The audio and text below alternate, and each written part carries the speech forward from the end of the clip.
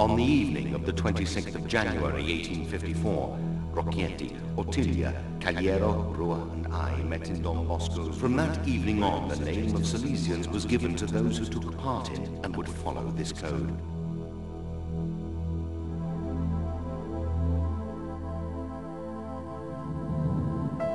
Go out to the whole world and proclaim the good news to everyone.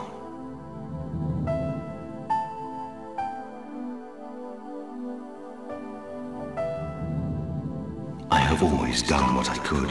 How much more remains to be done? My sons will see to the rest. Give me souls, take away the rest.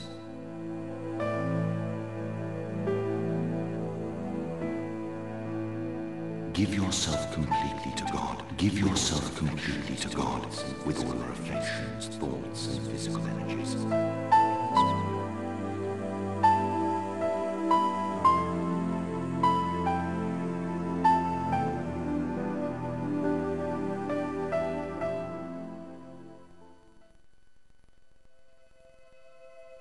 Entering the room, Dominic immediately noticed the placard hanging on the wall.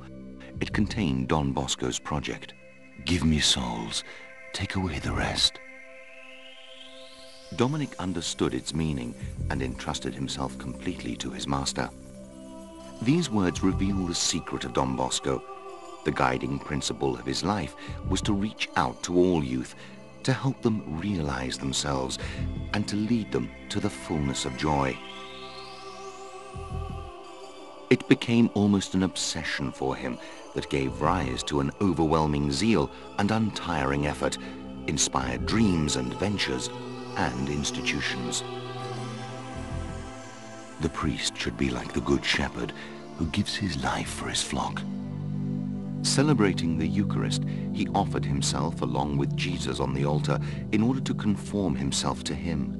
He invoked Mary as the teacher of the love of God and service to one's neighbor, as the help of Christians in their everyday struggles.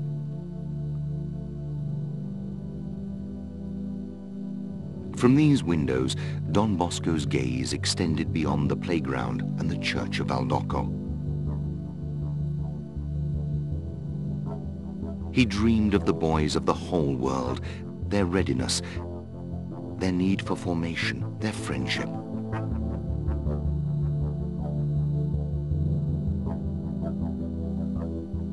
He gazed at the church, the mother of all, and at her mission of salvation.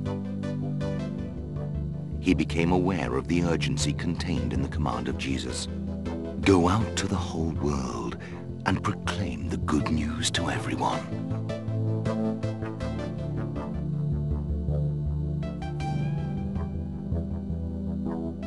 He deemed it important to involve as many people as possible in this venture. He became an entrepreneur of charity, a founder of educational families.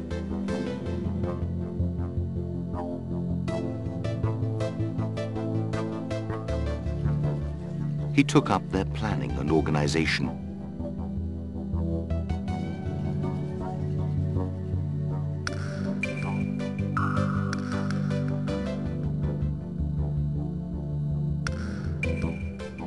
He evolved an educational method. He produced books in a prolific manner. Education is centered on the heart. He was convinced of that. Hence, he dedicated much of his time to listening to people in the playground, in the church, in personal colloquy, and in teaching.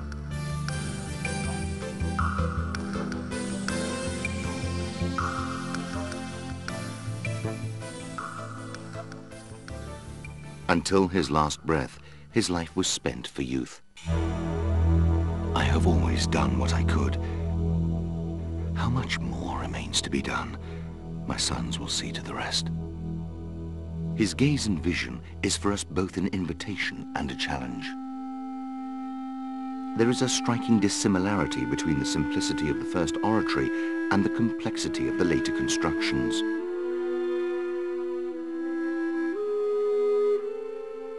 Don Bosco expressed his love of God and neighbor by being attentive to little details, and by dedicating himself to boys with love and patience. Always he kept looking ahead.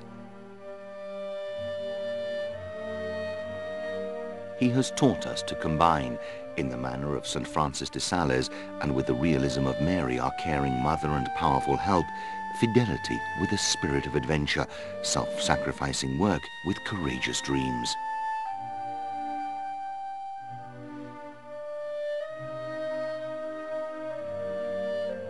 In this manner, he attained sanctity and glory.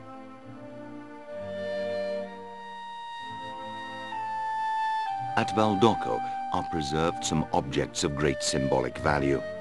They remind us of the foundations of his spiritual mission. The pulpit of the church, from where the word of God was proclaimed, a word that enlightens and gives strength. The ambo of the good night talk, from where the word of education was imparted, a word that instructs and animates. The confessional, from whose intimacy the word of mercy was pronounced, a word that regenerates and guides. The altar, on which the Eucharist was offered, the bread that nourishes and transforms.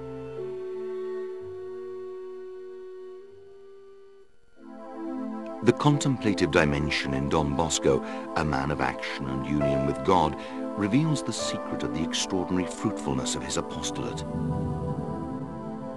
Give yourself completely to God, with all your affections, thoughts, and physical energies. In this way, he can make use of you as he deems best for the salvation of the world.